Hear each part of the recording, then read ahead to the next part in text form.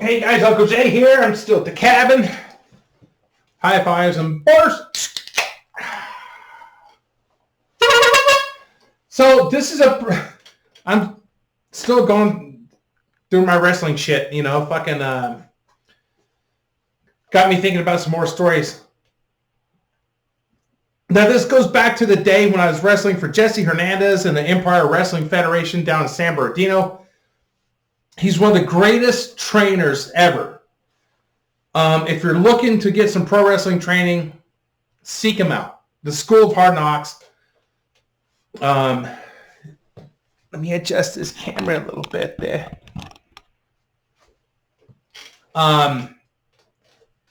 Jesse Hernandez is like the Yoda of wrestling. He's incredible. He's great and could teach you a lot. And so this is back when I was wrestling for him. He would do these shows at this mountain lake resorts up in the mountains of San Bernardino. And it was like, I don't know if it was like I don't know how that thing worked. People would pay money to go and stay at this resort, but they'd have to bring their RVs with them. It's like an exclusive club and stuff. And there's like a man-made lake there. And you could go fishing and shit. And once a year, sometimes twice, they would have us go out there and put on a wrestling show for the people that were camping out there. And it was a fucking riot. People loved it. On paper, that sounds stupid. We're going to go to an RV resort and do wrestling? No, it's fucking great. We had a great time. The people staying there had a great time. It's so much fucking fun. And I've been watching pro wrestling since I was a little kid in Missouri with my grandpa and stuff. And I've been glued to it. And I've seen the most incredible spots and matches. I've seen so much shit. And it's like, fucking, but what's your top 10? Like, oh God, you got to narrow it down. Well, what generation? When I got older, then I started looking back at like the old black and white TV days of guys like Buddy Rogers and stuff like that, and I could just go on a tangent and stuff. But this right here, this story I'm about to tell you is probably the most incredible thing I've ever seen in wrestling. And a lot of people are going to give me shit for this and say, oh, well, that's the best thing you ever saw in wrestling. You don't remember this fucking time when Cactus Jack went through the fucking fence and Undertaker, No, I remember that shit. And that's fucking gnarly. That's fucking crazy. Like, I've seen a lot of crazy shit that happened that I didn't think would happen. But this is something that I happened to experience live at an event that I was wrestling at with guys that I know that really surprised me. So we were wrestling at this Mountain Lake resort, and I was mid-card, had my match, and then I got dressed down, put on my clothes, and went out in the crowd, and because I wanted to see the veterans wrestle so I could kind of take some mental notes and stuff. And the main event was Crazy KC, who's this big fucking biker-looking guy with a goatee and shit and a couple missing teeth and stuff versus Steve Masters, who was like a muscle-bound dude and big guy himself. And I remember like being in the locker room, the locker tent. We were in a fucking tent. And not like a camping tent, but like an easy up that you have for like events and shit. And they were just kind of talking about, and I'm trying to listen to guys that have more experience than me, so I could kind of soak in some stuff, hear what they're saying. And KC told Steve Masters, he said, all right, so I'll powder out, come at me, and just keep throwing punches at me, and towards the edge of the lake, which wasn't that far from where the ring was. There's a little bit of a walk, but not really. he said, okay. And he said, just take a big wind up, blast me, and he's all bump in the water, dude. And I'm like, fuck, this guy's going to wear his wrestling gear and take, and go into the water, in the lake. I'm like, that's fucking cool. I want to see this match. So when this shit happened, like, they had, like, this old school, like, 80s cool fucking brawler type match and shit. And it was awesome. I was just glued to it because it's stuff that I grew up watching, and I liked it. And just watching them do their dance in the ring and just do their thing. And then I saw Steve Masters throw Casey out of the ring. Casey's, outside. Steve Masters gets outside the ring. Ref's going, all right, 1, 2, and Steve Masters just fucking just punching him, and Casey keeps selling back and back and back and going backwards, and the crowd's parting, and everybody's going, yeah, get him, and and Steve Masters keeps fucking just throwing some rights, and he gets him right to the fucking edge of the lake. Right, is a man-made lake, and KC is like standing on the lip there, and he's like, whoa, like about to fall in, and Steve Masters just fucking, bam, attaboy Fred right in the kisser, and fucking Casey goes flying back, takes a back flop into the lake, goes down into the water. Steve Masters turns around and starts flexing and shit. The crowd's going fucking crazy, and I'm like, that's fucking cool. And then KC, eventually, it took a while. He stayed underneath the water for a while. He jumped up out of the water like fucking Godzilla, and he had a fucking big-ass fish in his teeth.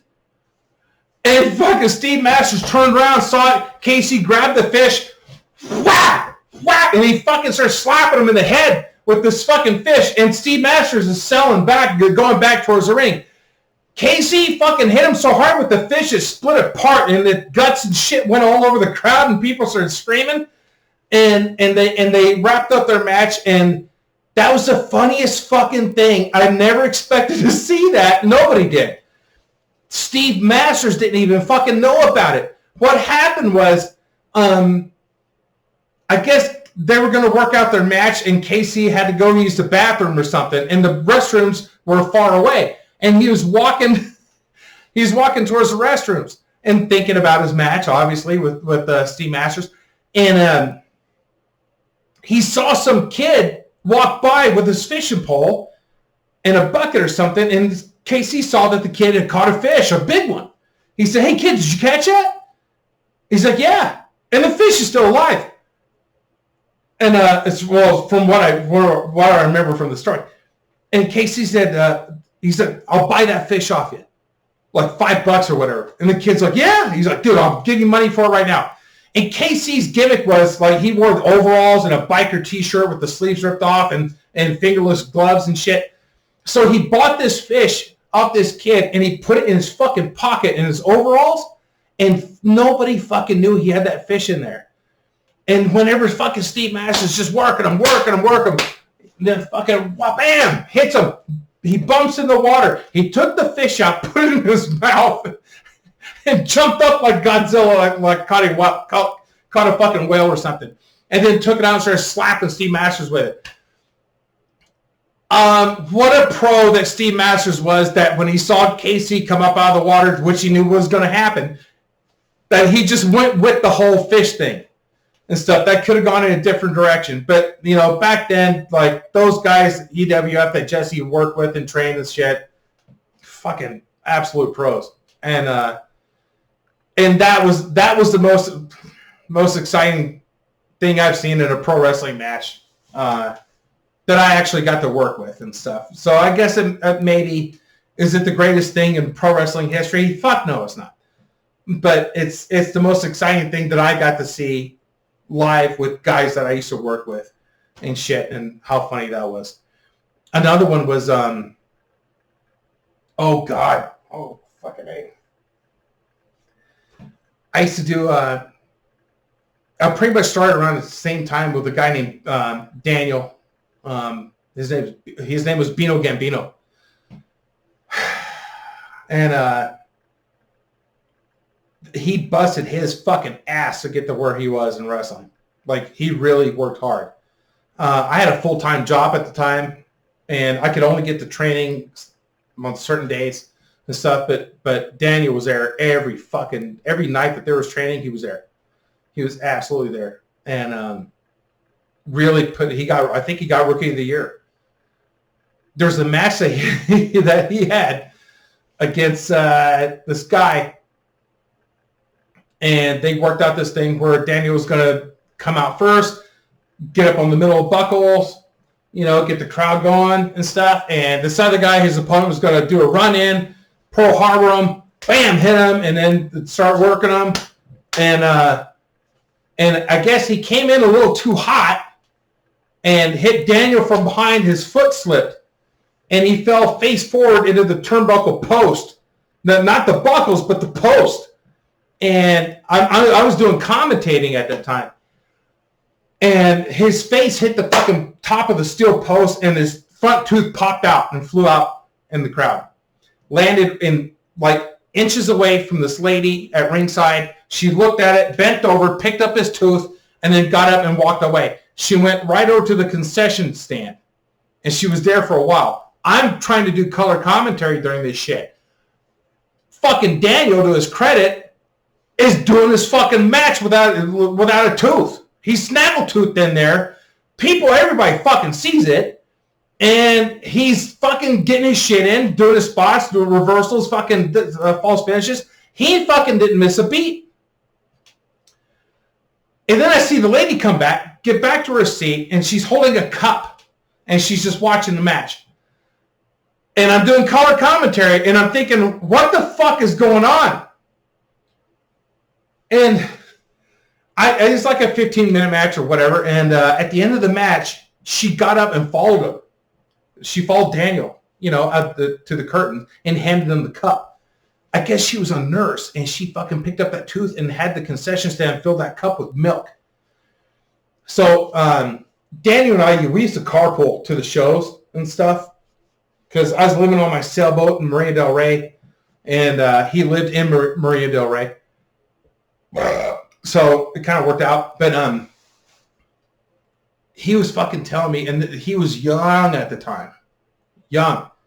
And I don't think that his dad really approved of him wrestling and pursuing it as much as he did and stuff. He's like, bro, my dad's not going to like this, blah, blah, blah. And he's going to make me stop wrestling and shit. And if he finds out I lost my fucking tooth in a match and blah, blah, blah. And he's like, I don't know what to do. And I'm like, well, fuck, dude. What do you want to do? And he said, well, I can't go home. And this is at the time when I was dating Whore Island Amy, who had a place in Playa del Rey. And for some reason, she was out of town that weekend. She's probably off fucking somebody. That's probably what was going on. Anyway, she's out of town, and I had a key to her place. I said, well, dude, if you can't go home, we can go to Amy's place, and you can crash there too. Because she's out of town. He said, all right, bro, yeah, that's good. He calls his fucking dentist. I guess the dentist was like a family friend or something. This guy was at a party, and Danny's like, bro, I got my tooth knocked out. I can't let my dad fucking see this shit or something. And I forget, dude, it's so long ago. I'm leaving some details out, and I don't want fucking Daniel to. He's not ever going to see this. We haven't talked in years. He was such a good friend, and fucking, he didn't like what happened, with the wrestling business and shit, and fucking. I think that maybe I invited him to my wedding and shit, and he never showed up, and I think it's just he has some bitter feelings towards the pro wrestling business because he didn't get as far as what he hoped that he would, but who fucking does, and he did put a lot into it. And he definitely deserved a shot, but some people make it, some people don't, but I just think that maybe him and I still talking to each other reminds him of that shit, and it's a bitter memory. I think maybe he regrets getting into wrestling. I think he does, which is a shame. But anyway, fucking A. So this dentist, fucking, did we go there that night or no?